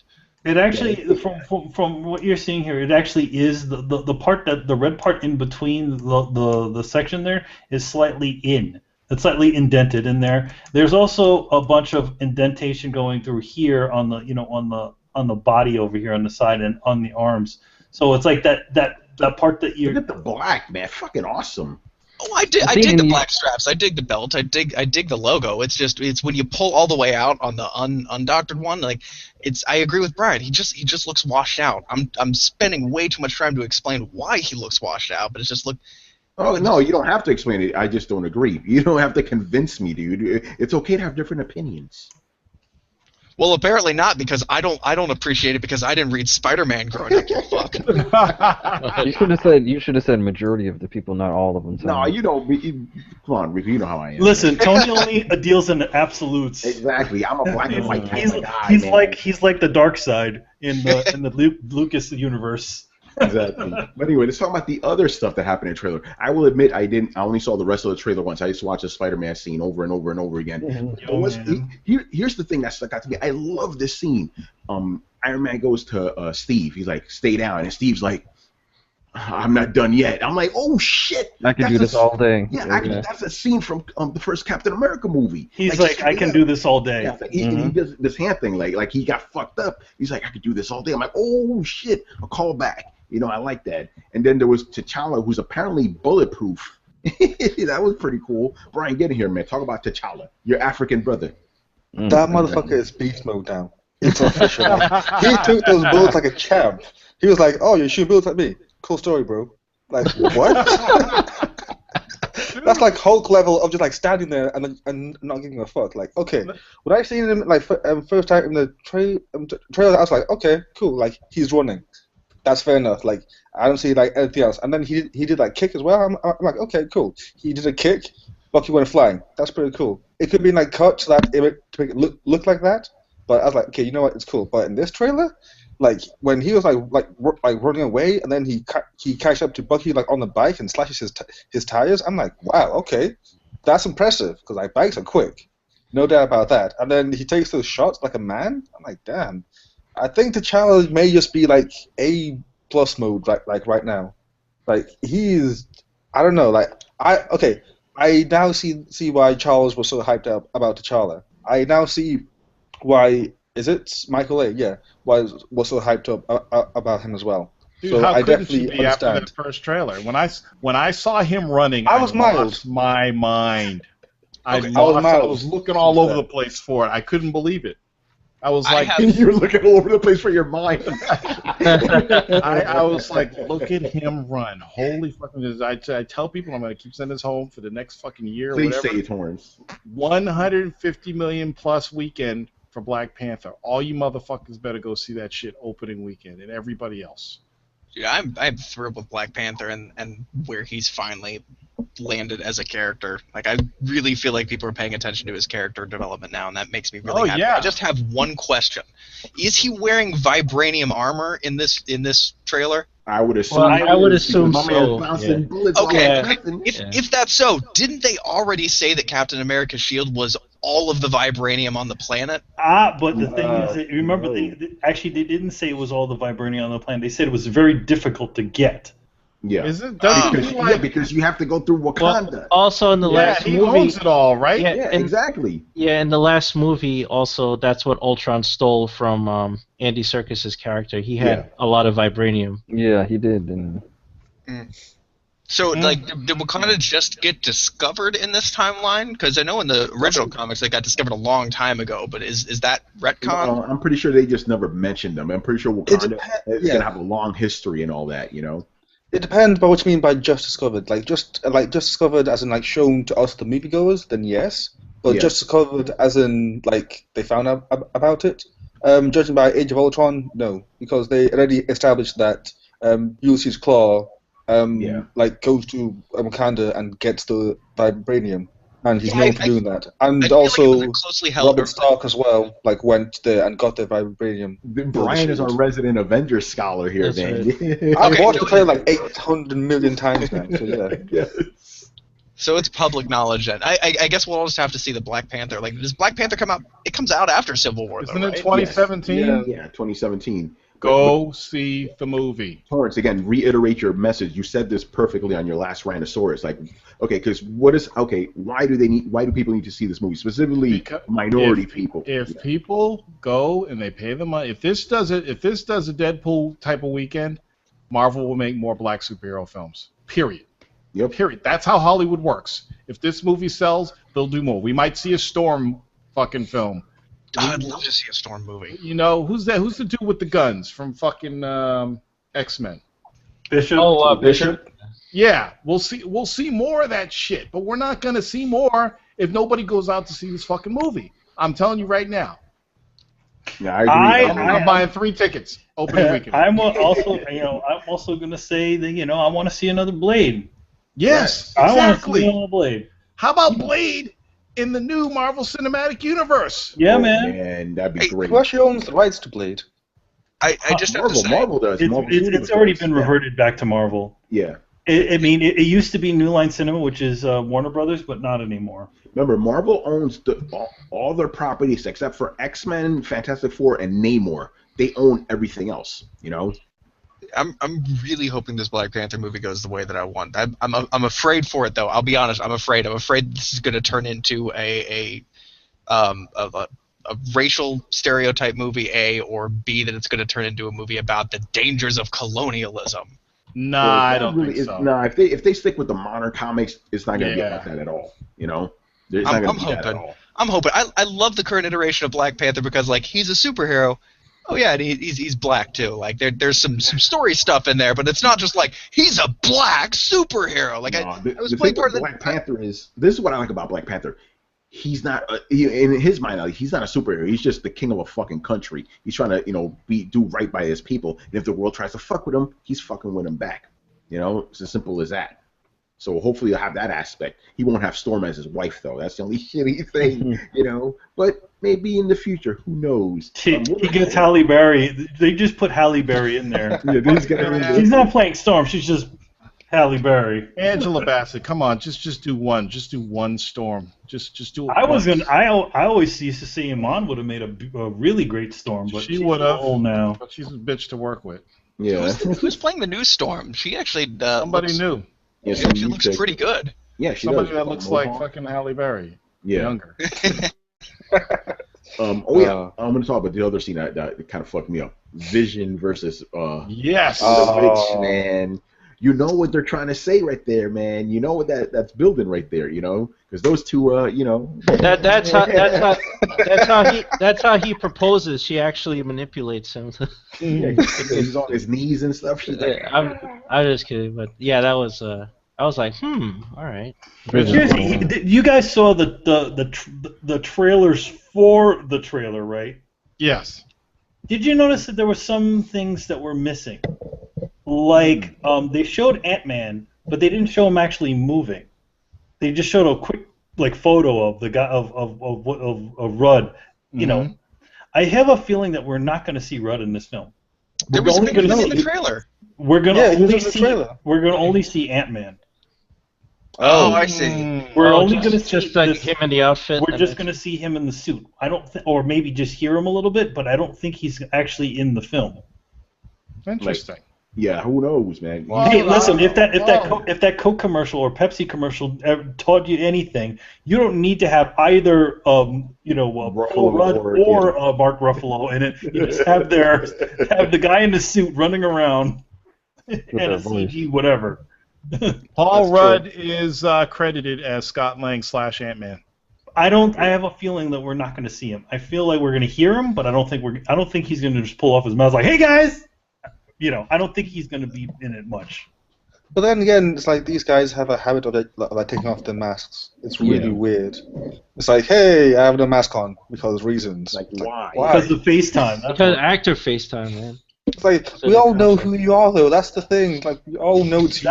That's why Iron Man works so well, because you put him in that silly black virtual environment, and it's like, hey, he gets a close-up. He doesn't need to take his mask off. And now they do that in the comics, too, it's crazy. But yeah, man, I don't know. I couldn't be more hyped up for this fucking movie. It's like, again, I'm going to say it again. Freeze me and thaw me out when this shit comes out. Please. Yes. Which Spider-Man is this?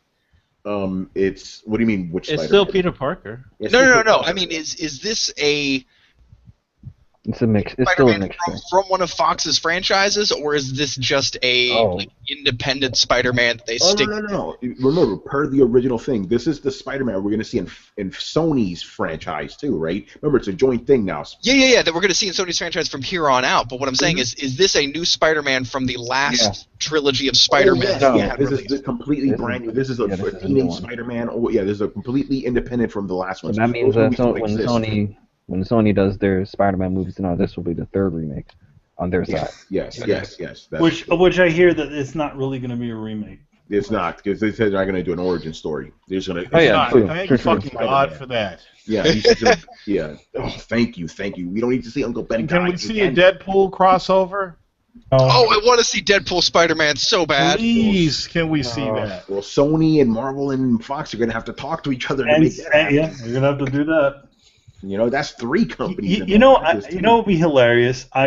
This is going off the rails a little bit, but I know this is going to be the last Wolverine. The last Wolverine film is going to be happening with Hugh Jackman. Would it be awesome if Marvel just snatched him up to play some other fucking character? Yes, that would be cool. Who could he be though? Who else? I don't know. Get him to play Cable in the new Deadpool movie. Well, you can't do that. Yeah, you can't do that. Like, he has to be in a Marvel movie. Get him to play the white Nick Cage or something. I don't know. Oh man, he could be Black Knight. I guess if anybody cares about that, you know. Speaking of Cable, who's going to play Cable? Huh?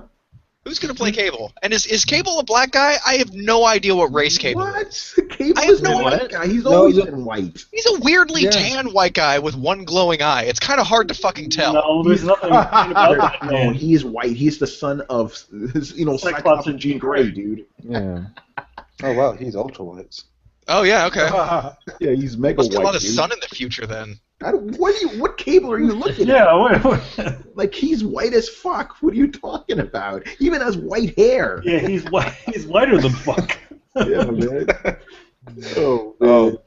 Can we just point out that we've seen Ant-Man on Hawkeye's Arrow, and that was just pure awesomeness. To be fair, I just want to say that, and also, I'm waiting for the Hulk, not cameo, but the Hulk jab or just nudge, because one, General Thunderbolt Ross is there. So he'll definitely make some sort of reference to the Hulk. Yeah. He has to, and plus they have to acknowledge that the Hulk is still out there, and that's a problem. I think the Hulk's going to be in the movie. He's going to be in Thor. He won't. I think the Hulk's going to come in and fuck everybody up and say, "Stop fighting." Yeah. Hulk friends don't fight. Hulk friends. He'll be like that. He'll be like that Me Mike Tyson photo. He'll be like that Mike Tyson photo. Now, wait, did you guys? Here's another thing. I don't think you guys. We're talking about weird things that we saw in the trailer. Now that we know Spider-Man is on Iron Man's team, they got one more member than the other team. But here's the thing, though. If you read the comics, Civil War, Spider-Man switches sides. Really? Yeah, and this is I made this prediction on my latest Tony's Take, and this is what I think is going to happen, right? By the end of the movie, Spider-Man's going to be wearing a different outfit than you see here, because that's obviously Tony Stark's outfit that he gave him. He's going to switch sides, and he's going to be wearing something else by the end. All black? Or is he going to have the red sweatsuit? I don't know. Yeah. Oh, the Scarlet Spider outfit? Yeah. I can't be 100% sure on the costume, but I do predict, even though I do predict when he gets his own movie, he will have a different costume. But he's going to switch sides. He's going to switch sides for sure. I don't think he will. Because, I mean, I know they got Aunt May in the movie and everything. I don't think Spidey's going to be a big part of this movie. He's going to be... no, he's not. He's not going to be that. No, he's not. I don't think they're going to put enough time on Spidey where he can switch to the other side and it makes sense, you know? They'd have to do a lot of development of that character and why he's switching teams and this and that and how he got on that team anyway. I have a feeling. I've also have a feeling that the Spider-Man film that's going to be coming is not going to be. It's going to be a prequel. It's going to be before the Civil War film. Oh yeah, like he's already been Spider-Man, right? But actually, okay, that's a good theory. I still predict that movie will reference Civil War. Like I think the end it will reference Civil War. Oh, like, hey, Spider-Man, let's get you into It's like, hey, listen, you've been going through some crazy stuff here. You need to register. I can see a lot of potential in you. And then, movie. Interesting. Do you think Spider-Man is going to be in the Infinity War? Yeah, for sure. Definitely. Yeah, like I said, by the end of the first Infinity War, the main Avenger is going to be killed off, and he has to come in as a replacement. And you know who else is going to be involved? Doctor Strange. Yeah, Doctor Strange. Did Sony say how many Spider-Man movies they're going to make? That movie's coming. Wait, say that again, Riku? Did Sony say how many Spider-Man movies they're going to make? No, they didn't. So I'm wondering, because if they're not going to do the origin story, but they are going to do a Spider-Man story that's going to lead up to, you know, where he is now, and let's say they're not going to make one, where would the second one take place? Who's going to be the villain? You know? Hopefully not the Green Goblin or any of the ones we've seen. So what, you want like Vulture or something? Yeah, something different. Jesus Christ, we're constantly like, hey, it's well, maybe we can get fucking Rhino, because they fucking... Oh, man. It'll be Mysterio. Who's this, Cable? Is this who we're talking about? Yeah, like Cable's always been white. I know who they can get to play Cable. That fucking old-ass white dude from fucking Avatar. Yeah, well, that's who they want. Really? Yeah, as a matter of fact... He looks just like him. Yeah, I guess you didn't see that on Twitter. So basically, what's his face? The dude who plays Deadpool, right? He tweets out like, "Hey, I want this guy to be Cable," and then he tweets out, you know, he tweets himself pumping up and like, "I'm getting ready to be in that role, man." Yeah, he says I'm late. He says I'm laying some cable. Yeah. Wow. Yeah, so that would be cool, man. Yeah, that's the guy from the dinosaur show. That's fucking awesome. And from Into the Badlands. Yeah, ooh, man, that would be cool. He would be a great Cable, you know, crazy old dude. But yeah, Civil War, bring it. All right, so let's get to the contest. I just figured out what we're gonna do. Something for the old school guys. Share with us your favorite throwdown moment, and by that I mean either something that happened on the show that you thought was funny, or something that happened to you that was funny while you were listening to the show. The guy with the best story gets their choice of a $20 PSN, Steam, or Xbox Live card. You know, so please hit us with those comments and stuff. For the old school guys, you know, it's gonna be a lot of fun. Do you want to read some of them on Throwdown your questions or something? I will read all of them. All right, sounds good. You know, so even if you don't win, I'm gonna read the shit. You know, so please do that, because that's gonna be the 75th episode of that, right? So we gotta make that special. So we're gonna read all those funny stories. So again, if you want to win that shit, share your funniest Throwdown stories. Again, it could be something that happened on the show or something that happened to you while you were listening to the show. That'll be a lot of fun. You know, so. I guess that's pretty much it. Torrence, man, thank you for being on, dude. Thank you for having me. Plug your shit, man. We'll find you. Yeah, check out VGWarzone.com, Techio on YouTube, and Bubba Bass Anglers if you're into fishing. And find me on Twitter under @TorDavis. Well, you're really big into this fishing stuff now, man. Yes, I am. But yo, man, what happened to your food site? I'm switching that to YouTube too. So I want to do video instead of written articles because, you know, video is more interesting. All right, Torrence, I gotta see if you fish like a white person or a black person. When you catch fish, do you toss them back or do you eat them? Toss them back. Okay, like a white person. Like, why would you do that? Here, I'll explain it. I will explain it. Okay. I got a few reasons. Number one, where we fish in the Mystic River, you don't eat that shit. You toss it back. Oh, really? Because the Mystic River's dirty, and you don't want to eat anything out of there. Ugh. Number two, the main reason why a bass angler tosses bass back is so that they grow bigger. You will not be able to catch a 10, 12-pound bass if they didn't throw them back. And bass anglers fish for size. They don't fish to eat bass, for the most part. Interesting. Yeah, because I never understood. Yeah. You catch salmon and trout. Interesting. Okay. Those are the ones we keep. Because my mentality is like, yo, if I'm catching that fish, I'm eating the motherfucker. Yeah, that's what my cousin said. I'm like, no, you got to throw them back in so they grow bigger, so you can get the trophy size. That's what you want. You want the state record.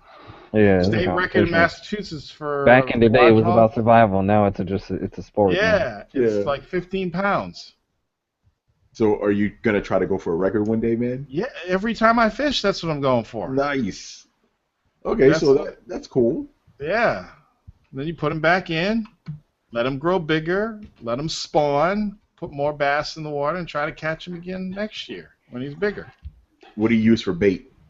Everything. I use hollowed out frogs, rubber worms, jigs, buzz baits, spinner baits, you name it. I use it. I just imagine Torrence cooking up his own bait at home, you know. Actually, I actually do. I make my own. I made all these. I make my own fucking buzz baits. And pretty soon I'm gonna start making my own soft plastics too. I'm in it. My friend, he just got a 16-foot John boat, and we're hooking that shit up. Hooking it up. Electronics, 86-pound thrust trolling motor. Oh, I can't wait. My man's gonna have an Xbox One hooked up to that shit. Oh man! All right, Riku, once again, man, thank you for being on. One of the original members of Throwdown. Yeah, no problem, man. Yeah, definitely be here for the next one. It was next time? cheesy. Yeah, well, we're gonna have Riku on. Who? Who are you talking about, Tony? He's gonna hear this. HMU. He's gonna tweet me and say, "Why are y'all talking about me on the show?" We're gonna go through the same shit again. Like, how the fuck do you know what you're talking about? But yeah, I'm gonna assume Riku's gonna join us for Throw Your Questions 75 as well. When is that? Is that next week? Oh, nice. Okay. Sunday. Yeah, let's go. So make sure you send a lot of Sony questions for us. You know, PS Vita questions. So send them Vita questions. How's the Vita failing you? Oh God, let's fucking go. Oh man, all right, so let's wrap this shit up. So thank you for watching and listening. Make sure to follow the Coalition at thecoalition.com. Subscribe to Throwdown on SoundCloud, iTunes, and YouTube. Don't forget to follow us on Twitter at Throwdown Show and on Facebook. Links are available in the description below. Once again, our show is Tony Polanco, and tonight joined by Emilio Lopez. Oh, and one more thing. Just a little something for you guys viewing today. I saw that. This was just revealed today. This is the new cover for Spidey #7. Me and Kari Randolph we finished that a while ago, and it just showed it off today. Kawinky dink. I don't think so. Yo, man, that Spider-Man looks fake. The next one, the next thing is that, guys, I will not be on the next Throwdown. I will be at C2E2 at Artist Alley Table T10, and I will have this guy.